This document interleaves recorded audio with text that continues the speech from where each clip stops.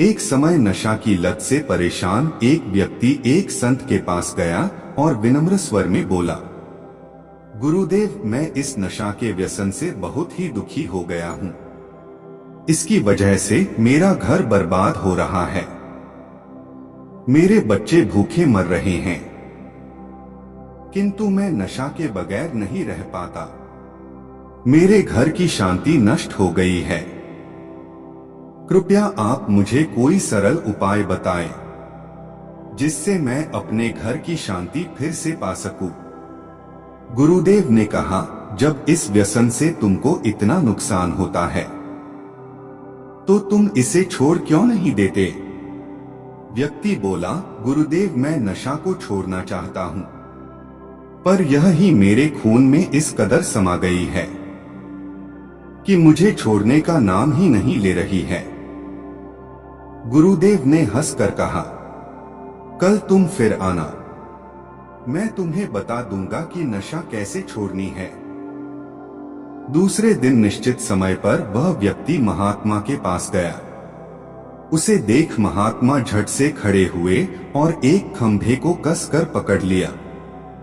जब उस व्यक्ति ने महात्मा को इस दशा में देखा तो कुछ समय तो वह मौन खड़ा रहा, पर जब काफी देर बाद भी महात्मा जी ने खंभे को नहीं छोड़ा तो उससे रहा नहीं गया और पूछ बैठा कि गुरुदेव, आपने व्यर्थ इस खंभे को क्यों पकड़ रखा है?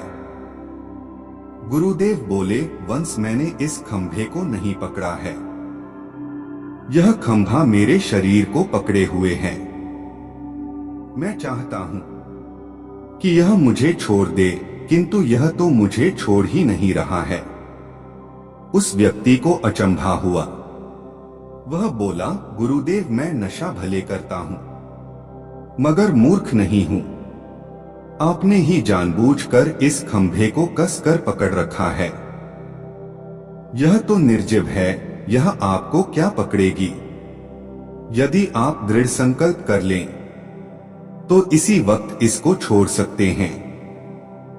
गुरुदेव बोले, नादान मनुष्य, यही बात तो मैं तुम्हें समझाना चाहता हूं कि जिस तरह मुझे खंभे ने नहीं बल्कि मैंने ही उसे पकड़ रखा था, उसी तरह इस नशा ने तुम्हें नहीं पकड़ा है। बल्कि सच तो यह है कि तुमने ही नशा को पकड़ रखा है। तुम कह रहे थे कि यह नशा मुझे नहीं छोड़ रही है, जबकि सत्य यह है कि तुम अपने मन में यह दृढ़ निश्चय कर लो कि मुझे इस नशा का त्याग अभी कर देना है, तो इसी वक्त तुम्हारी नशा करने की आदत छूट जाएगी। शरीर की हर क्रिया मन के द्वारा नियंत्रित होती है और मन में जैसी इच्छा शक्ति प्रबल होती है, वैसा ही कार्य सफल होता है। वह नशा गुरु के इस अमृत वचनों से इतना प्रभावित हुआ कि उसने उसी वक्त भविष्य में कभी नशा न करने का दृढ़ संकल्प किया। उसके घर में खुशियां पुनः लौट आईं और वह शांति से जीवन जीने लगा। परिवार में सब सुखी व प्रेम से रहने लगे। इससे हमें यह सीख मिलती है कि यदि हम दृढ़ संकल्प कर ले तो कोई भी बुरी आदत या बुराई हम पर हावी नहीं हो सकती। दृढ़ संकल्प की मदद से हम अपनी बुरी आदतों को खत्म कर सकते हैं।